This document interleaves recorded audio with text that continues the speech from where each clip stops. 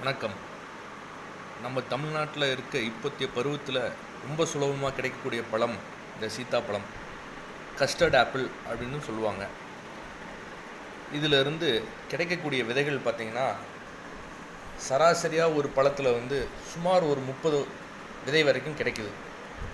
இதை ஒரு சின்ன கண்டெய்னர் மாதிரி நீங்கள் எடுத்து சேகரிச்சுட்டு வந்தீங்க அப்படின்னா, நம்ம ஏதாவது வெளியூர் போகும்போதோ அல்லது டூர் போகும்போதோ நம்ம குழந்தைங்க கையில் கொடுத்து தூவி விட சொன்னோம்னா அவங்களுக்கும் ஒரு விழிப்புணர்வு வரும்.